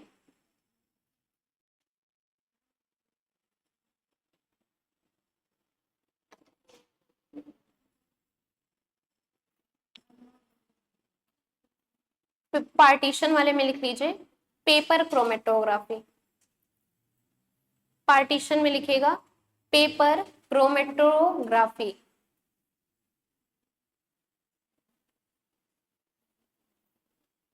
पेपर क्रोमेटोग्राफी, आगे उसी में लिखते जाइए।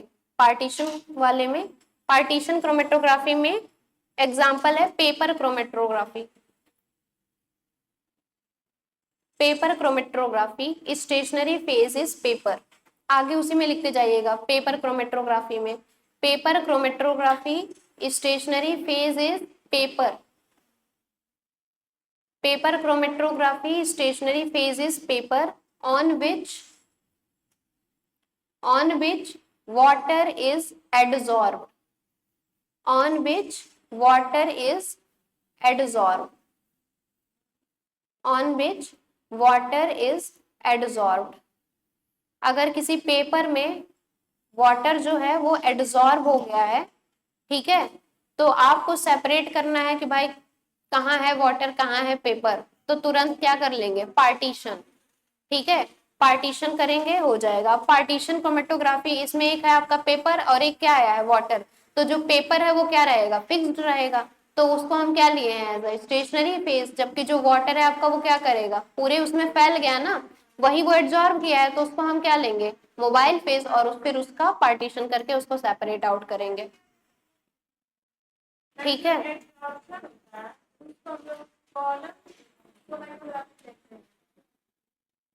हाँ, कॉलम, जैसे ये बहुत बड़ा है, ठीक है, क्रोमेटोग्राफी जो है वो बहुत बड़ा है, आपको हम बहुत छोटा बता रहे हैं इसलिए समझ में नहीं आ रहा है, पूरी कहानी बस आप लिख लो, ठीक है, रुको हम दिखा रहे हैं क्रोमेटोग्राफी।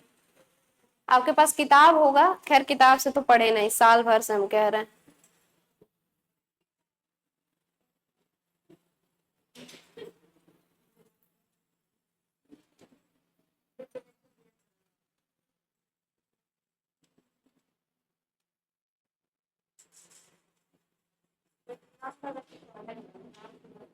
पढ़े हैं आप लोग, सिलेबस में आपके था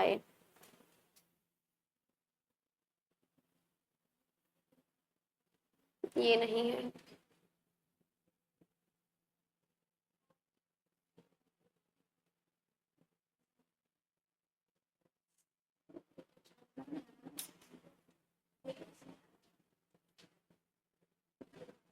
मशीन नहीं दिखाना है यार,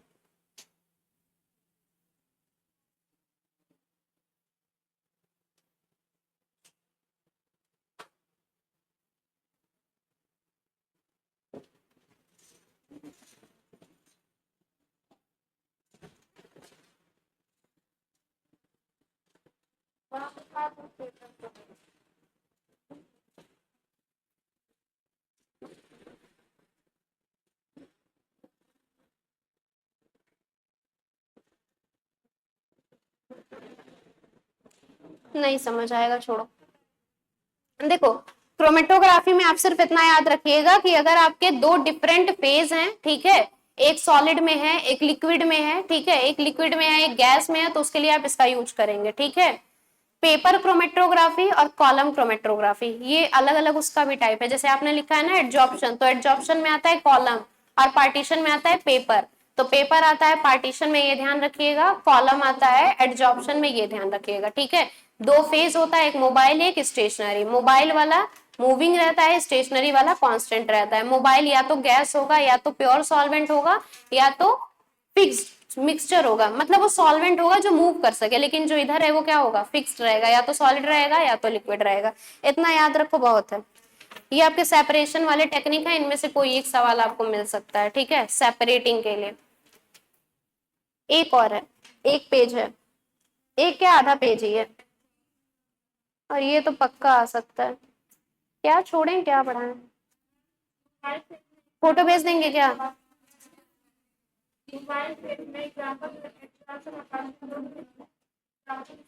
वो टाइप है उसका, मोबाइल फेस का एग्जांपल वही है, गैस है, ठीक है, मिक्सचर ऑफ प्योर सॉल्वेंट है, प्योर सॉल्वेंट है या तो मिक्सचर ऑफ सॉल्वेंट है, ठीक है, वो एग्जांपल ही है मोबाइल फेस का।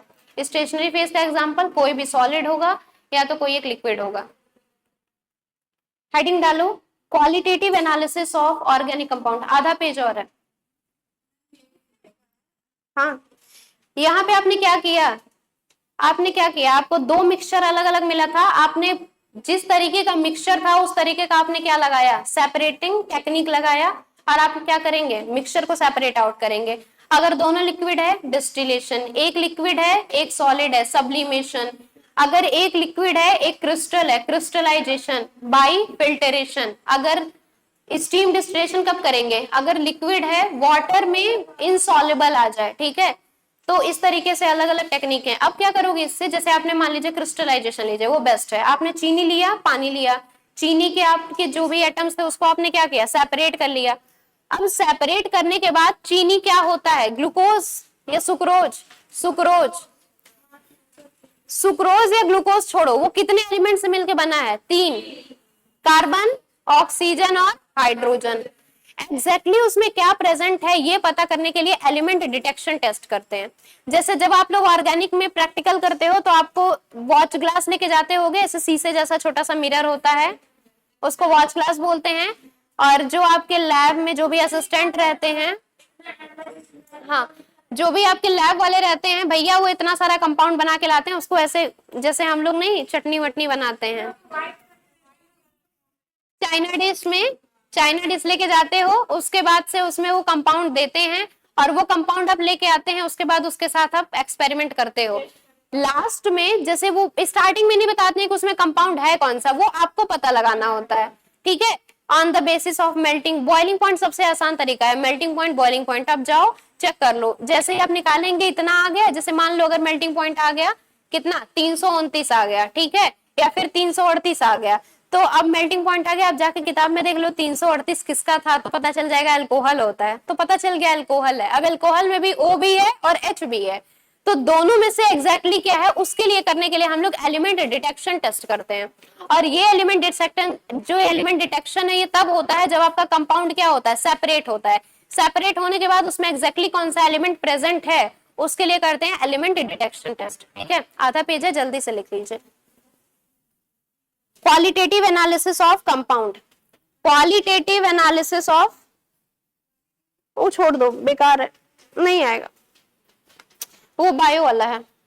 डीएनए आप लोग लैब में जानते होंगे ना, तो लैब में डीएनए को सेपरेट करने के लिए उसको यूज करते हैं, हमको नहीं पता। डीएनए को इलेक्ट्रोफोरेसिस, इलेक्ट्रो हम पढ़े हैं, ऑस्मोसिस, हमको नहीं पता। डीएनए को सेपरेट करने के लिए उस टेक्निक का यूज करते हैं, वहीं लिख लीजिए। क्या क्या हमको सुनाई नहीं दे रहा है, नहीं सुनाई दे रहा है, आगे लिखो।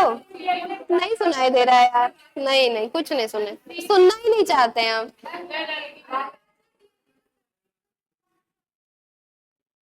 वो है क्या था यार, कौन सा टेक्निक है, एक्सट्रैक्शन वाला, डिफरेंशियल एक्सट्रैक्शन।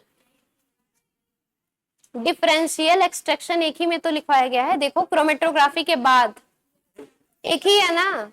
और उसका यूज करते हैं in forensic lab to separate DNA. तो बायो वाले हो समझ, डीएनए है, ठीक है, उसको सेपरेट करने के लिए यूज करते हैं किसका, डिफरेंशियल एक्सट्रैक्शन का। एलिमेंट डिटेक्शन लिखिए जल्दी से, qualitative analysis of organic compound.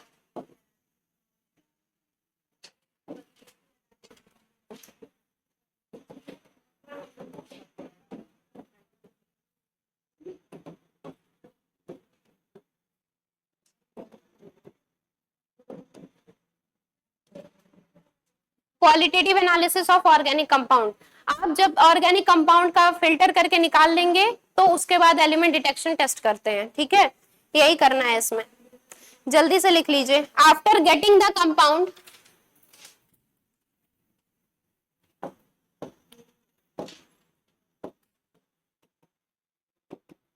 After getting the compound in pure form, अगर आपको कंपाउंड का प्योर फॉर्म मिल जा रहा है उसके बाद इसका यूज करेंगे हम, ठीक है। It's qualitative analysis is carried out, it's qualitative analysis is carried out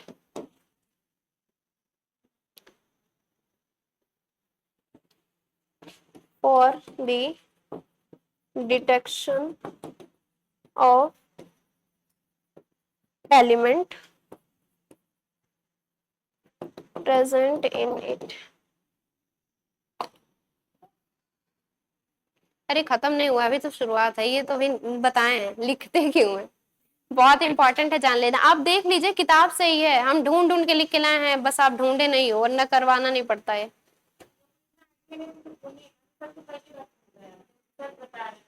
इसके बाद वाला तब तो पहली बार ही सुनोगे और अंतिम बार सुनोगे, क्योंकि दोबारा पढ़ोगे नहीं तुम लोग, ठीक है। चलो देखिए, दो तरीके का एनालिसिस भी होता है। सबसे पहले तो यही पूछा जा सकता है क्वालिटेटिव कब करते हैं और क्वांटिटेटिव कब करते हैं। नाम से क्लियर होगा ना, क्वालिटेटिव क्वांटिटेटिव। जैसे यहाँ पे आपने कंपाउंड को सेपरेट कर लिया, अब वो प्योर फॉर्म में मिल गया है, प्योर फॉर्म में मिलने के बाद आप क्या करेंगे, एनालिसिस करेंगे, क्वालिटेटिव एनालिसिस, कि इसमें कौन सा एलिमेंट प्रेजेंट है। अब वो एलिमेंट जो आपने डिसाइड कर लिया कि ये एलिमेंट प्रेजेंट है, वो पता कर लेंगे डिटेक्शन से। अब वो एलिमेंट कितने अमाउंट में प्रेजेंट है उसके लिए क्या करेंगे, क्वांटिटेटिव। तो दो एनालिसिस होता है, क्वालिटेटिव क्वांटिटेटिव, ये क्वालिटेटिव है। सबसे पहला लिखिए, सबसे पहला टेस्ट लिखो, लिख लो, बोलेंगे नहीं हम, नहीं तो तुम लोग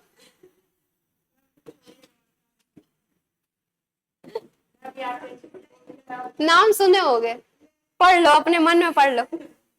सब लोग इसका अलग अलग प्रोनाउंसिएशन करते हैं, लैसिग्नेज टेस्ट, पढ़े हैं, नाम सुने हैं, किताब में ही है।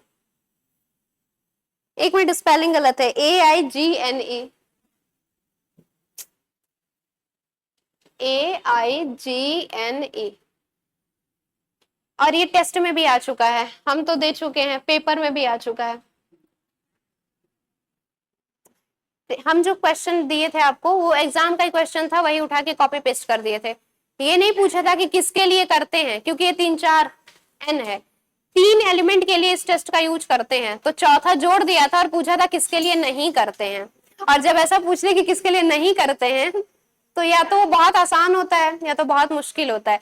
क्योंकि अगर आपको पता है तब तो बहुत आसान है, नहीं पता है तो भाई 3 ऑप्शन एक ही जैसे हैं, ढूंढो, या तो पहला, ठीक है। लिखिए इसमें, used to detect, used to detect, dash करके नीचे लिखिएगा, nitrogen sulphur, nitrogen sulphur, phosphorus,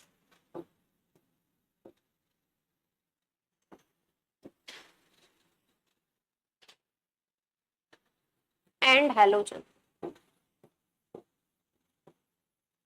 ये बहुत आसानी से याद हो जाएगा। देखो ये तीनों कहीं आते हैं तो लगभग इनका नाम हम लोग साथ में ही पढ़ते हैं, nitrogen, sulphur, phosphorus, halogen.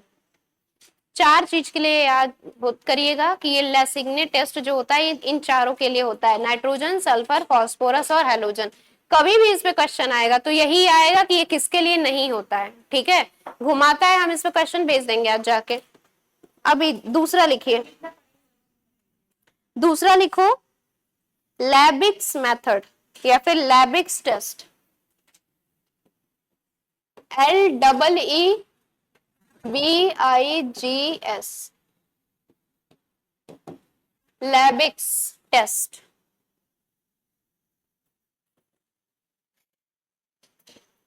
Carbon and hydrogen, carbon and hydrogen लिखिए, कार्बन और हाइड्रोजन का पता लगाते हैं इससे। Carbon and hydrogen are estimated by, estimate ESTIMATED, carbon and hydrogen are estimated by determining,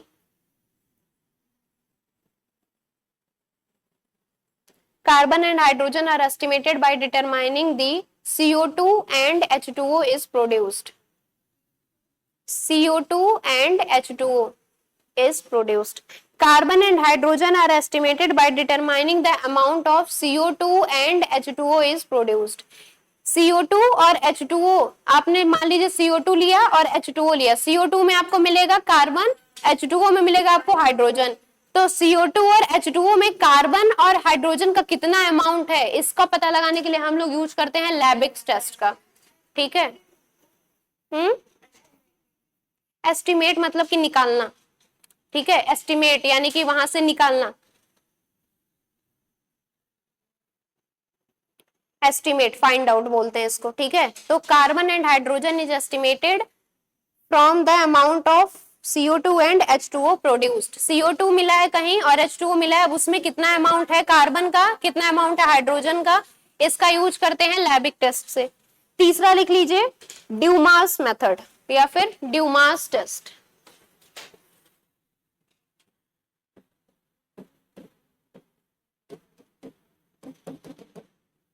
Dumas test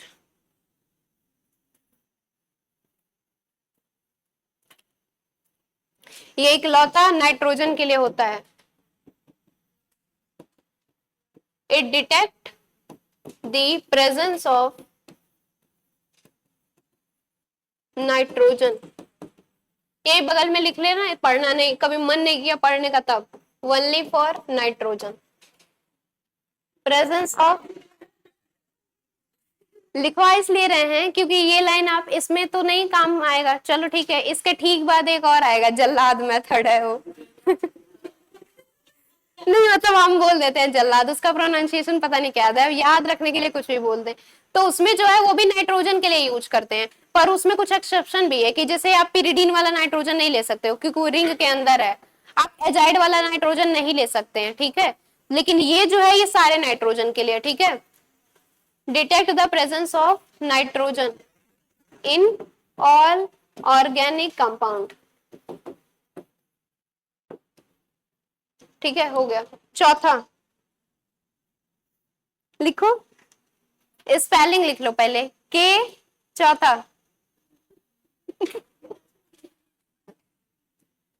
लिख दे रहे हैं हम, के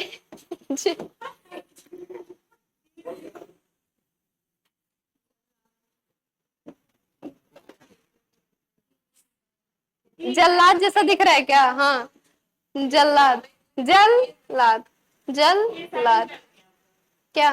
हाँ तो के साइलेंट ही है, ये हो गया जल, और यहाँ पे लाद एक ही में हम पढ़ लिए हैं, जो भी मतलब ऐसे याद रखने के लिए जल्लाद है ये, तो सारे नाइट्रोजन पे अप्लाई नहीं होगा, उसमें कुछ को छोड़ देगा, ठीक है, दुश्मनी होगा कुछ पर्सनल। लिखो इसमें,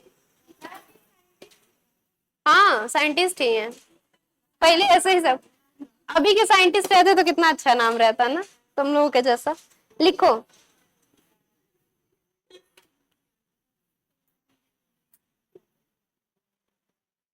यूज टू डिटेक्ट नाइट्रोजन। हंस क्यों रहे हो भाई तुम लोग?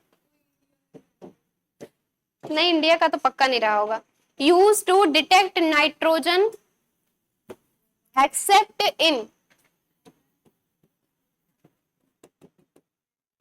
Use to detect nitrogen except in nitro group, ये याद रखिएगा, एजो ग्रुप, एजो ग्रुप यानी कि azide, N double bond N, except in nitro group, azide group and in ring.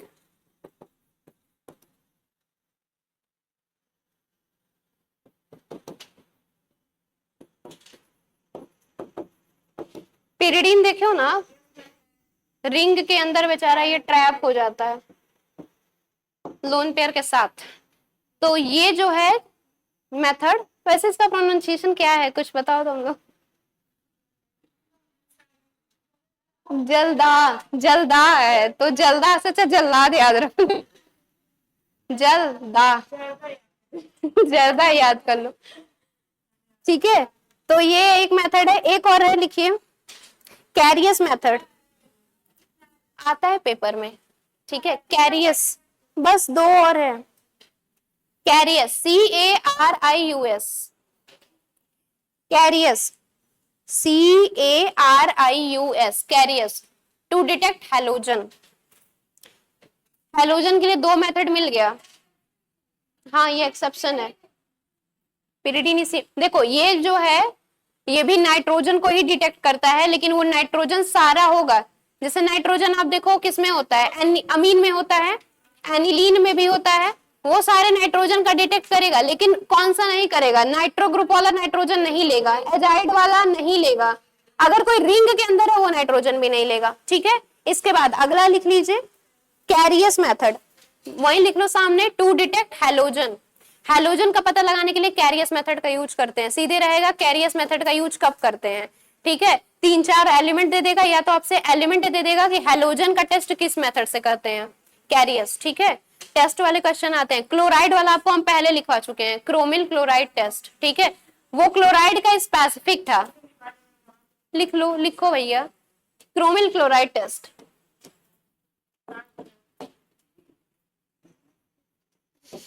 ये सारे हैलोजन का है, वो स्पेसिफिक हैलोजन का है, chromyl chloride test to detect chlorine, to detect chlorine present in the solution.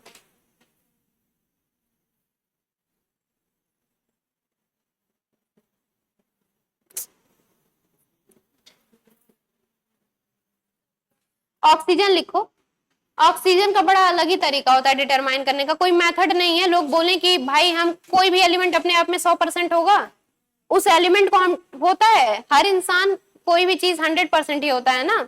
अब 1 किलो है तो वो 1 किलो 100% है। ठीक है, तो 100% होगा तो हम उसमें से जो एक्स्ट्रा एलिमेंट होंगे, जैसे आप मान लो ग्लूकोज ले लो, तो आप उसमें से कार्बन और हाइड्रोजन को डिटेक्ट कर लीजिए, बचा जो है वो सारा क्या है, ऑक्सीजन है। ठीक है, लिखो इसमें percentage of oxygen is determined by, इसी में ऑक्सीजन वाले में detection of oxygen, oxygen percentage of oxygen is determined by, percentage of oxygen, percentage of oxygen is determined by difference between the heading the detection of oxygen, detection of oxygen इसमें लिख लीजिए percentage of oxygen is determined by difference between the, determined by the difference between total percentage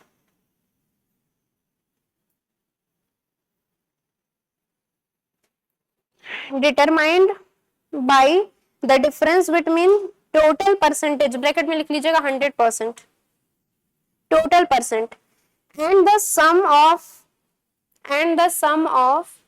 percentage of all other element present, all other element, sum of all other element present, sum of percentage of all other element present। ठीक है, ये present का बता रहा है, हम निकालने की बात कर रहे हैं, तो वही काम है कि आप कोई एक कंपाउंड लीजिए, कार्बन निकाल दो, हाइड्रोजन निकाल दो, जितना बचा परसेंटेज वो क्या होगा, ऑक्सीजन। यहाँ पे क्या लिखा है वही है कि आप टोटल परसेंट लीजिए, ऑक्सीजन का वो क्या होगा, 100% होगा, और बाकी जितने हैं वो सब भी क्या हो जाएंगे, सभी एलिमेंट का सम कर लो, उनका परसेंटेज जो है वही है सब। ठीक है, इंपॉर्टेंट सबसे पहला वाला, ठीक है, पहला वाला है, पेपर में कई बार पूछा है, लैसिग्ने टेस्ट। ठीक है, और देखिए नाइट्रोजन के लिए वो भी है, तो नाइट्रोजन के लिए 3 टेस्ट है, एक क्या है, एक तो जल्लाद, एक ड्यूमास और एक लैसिग्नेस, क्या, और एक क्या है, कैरियस है ना, कैरियस हैलोजन के लिए है और लैसिग्ने भी हैलोजन के लिए है, और एक और था लैबिक मेथड, कार्बन और हाइड्रोजन का डिटेक्ट करेगा। ठीक है, बस इतना याद कर लेना, बाकी ऑल द बेस्ट, डरते रहो, डर लग रहा है मतलब पेपर अच्छा होगा, मतलब कुछ पढ़े हो तब तो डर लगता है यार, साफ बात, अगर कुछ पढ़ ही नहीं रहते तो डर एकदम नहीं लगता है भाई, डर